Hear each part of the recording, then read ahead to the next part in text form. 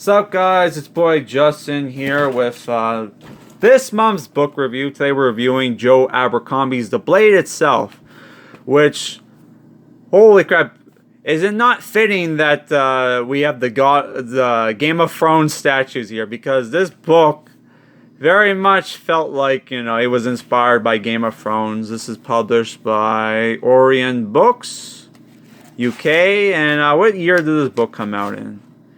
This book came out in 2006. Okay, yeah. I thought it was 2010 for some reason.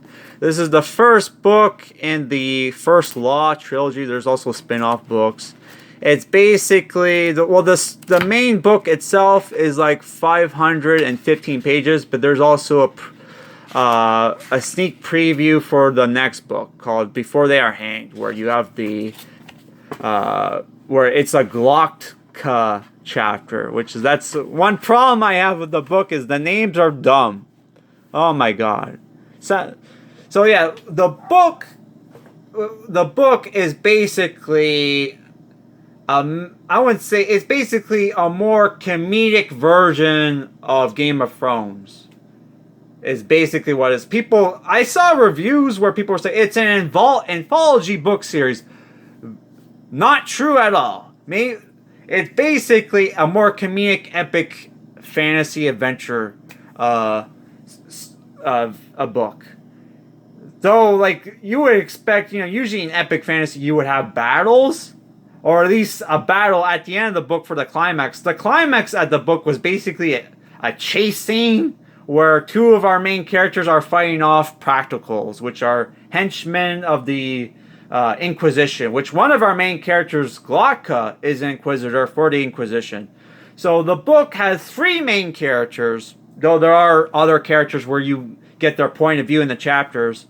The first one is Inquisitor Glauca, who is my favorite, by the way. No, he wasn't the first one. I think it was Logan Nine Fingers was the first one, who is our barbarian Northman from the north, who is an outlaw fighting the Shanka, which are these lizard snake men, which is kind of weird for them to be in the frozen north, but whatever, who's on the run with his band of warriors, which he gets separated from when he falls off a cliff fighting one of the Shanka, which he's an outlaw because he's an enemy of the King of the North, Belford, who he used to be a champion of.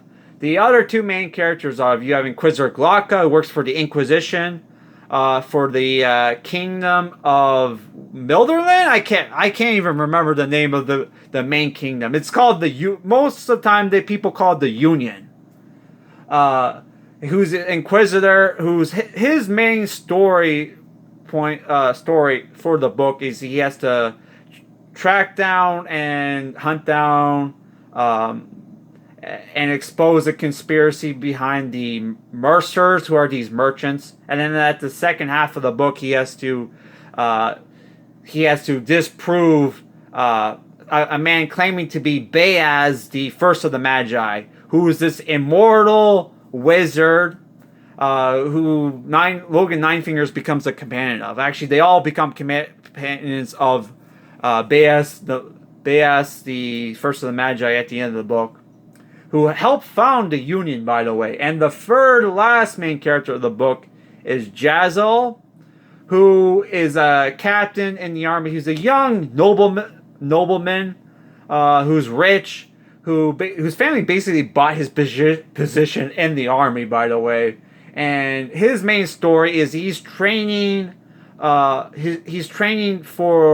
a contest that's held every year where swordsmen fight in basically a tournament, and it's a big thing that happens every year. And winners of the sword contest usually are destined for great things.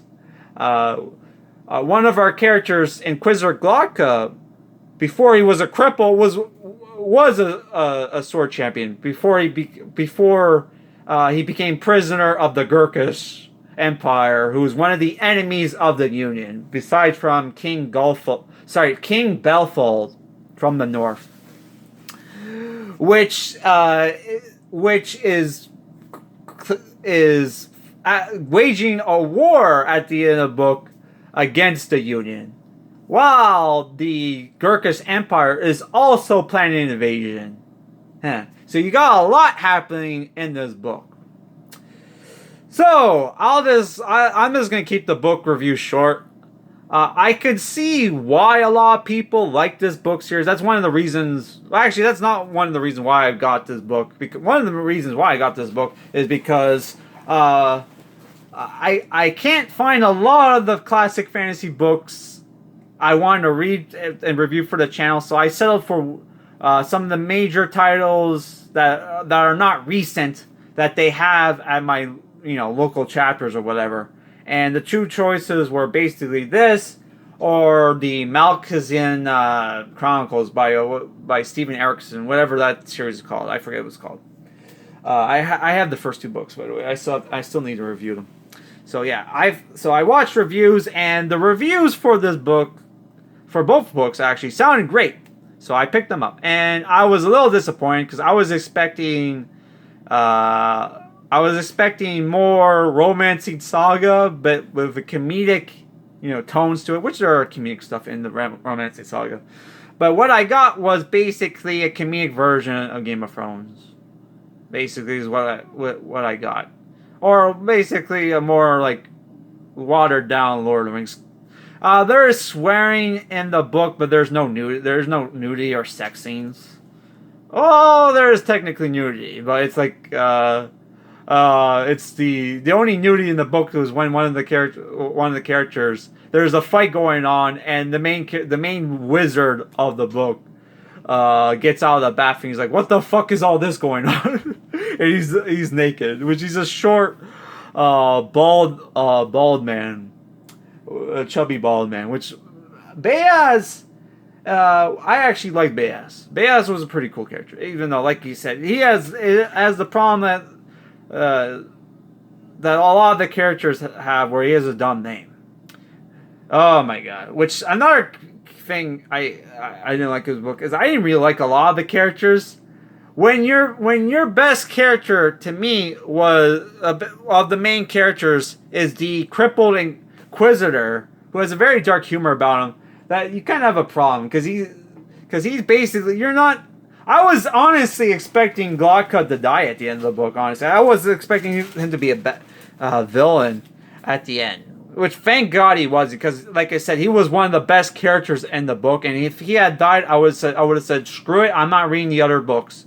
Glauca was the best character. The only reason I'm going to get this continue reading the books is because I like Glauca. Glauca is a cool character. He had the best chapters in my mind. And the other characters, I did not.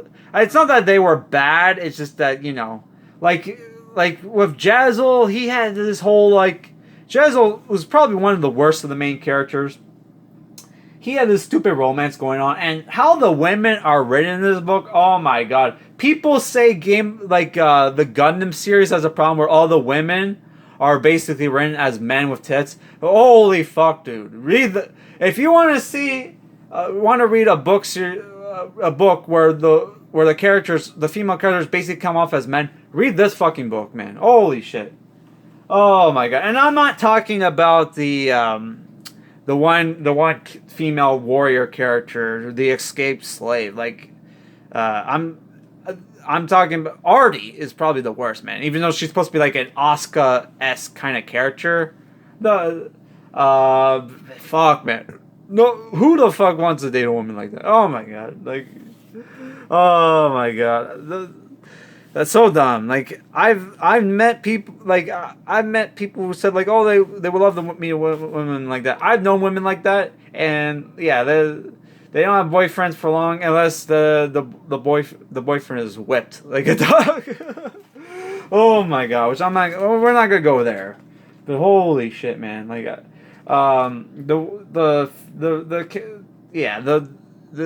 was not a fan of a lot of the characters in the book. Logan, who everybody, one of the reasons I got the book was I heard he's basically Conan the Barbarian. He's a fucking he's one of the lamest Conan the Barbarian fucking ripoffs I have ever seen or heard in any fucking series. the and and like a lot of the action scenes in the book revolve him, but fuck man, like he only became really cool was when he apparently he's also a berserker and he changes personalities. When he changes his personality to the Bloody Nine because he's missing a finger, that's why he's called the Nine Fingers. That's when he's like, oh, he became more like Conan Barbarian, but a very pissed off Conan the Barbarian. That's what I liked him. But fuck, man, holy shit. This book was, but like a new catchphrase in this fucking channel is going to be, fucking, BookTube overhyped this series yet again. Holy shit, man, they over fucking hype everything. Yeah, like at best, this book is a 6.5 out of 10. Like the first half was very fucking boring, honestly. That especially not so much with the Glocka chapters, but yeah, it was the first half was very was boring. It didn't really get good until like the half, like I would say at the halfway point. But fuck, it kind of, and it got obviously better near the end, but it kind of needs to get better at the end, because if it doesn't get better in the end, like what's supposed to, like, how is it supposed to like hype you up for the next fucking book, man? Like, holy shit, not everything needs to be a fucking trilogy. Like, oh my god. Which there's also monsters in the book. There apparently, if wizards eat flesh, they become like immortal, like immortal, like next to unkillable fucking monsters, like that also can use magic and are intelligent, by the way. So they're called eaters. Okay, that's kind of cool. But yeah, and the fact that the evil empire, is basically being run by this evil wizard behind the shadows, kind of like in the Belgorod, it's everybody knows that, but it's similar to the Belgorod, because Belgorod, like, the evil empire was run by by a god, right? But the god was sleeping most of the time. Here the god is awake and he's not a god, but whatever. I was kind of confused by like the fucking mythos of this book. Like, who's the god that they worship in the Union? Is it Canadas the Maker? But they also call his shit. I get mixed up. Juvens was the good one, and his brother's the evil one. But they both call him Master Makers here. So I was confused as fuck, and I was also confused in a lot of the fucking action scenes. That's another problem in the book. So yeah, but other than that, the good is mostly good. The book is mostly good, but it's just like, yeah, it has its boring moments, and sometimes the descriptions for the fight scenes were a little confusing. But yeah, overall, I would say it's a solid 6.5 out of 10. Almost a 7, but not quite. I am probably going to read the next book in this series, but when, who the hell knows? So yeah, that's it for this month's book review. Like and comment, guys. Peace out. Peace out. Bye.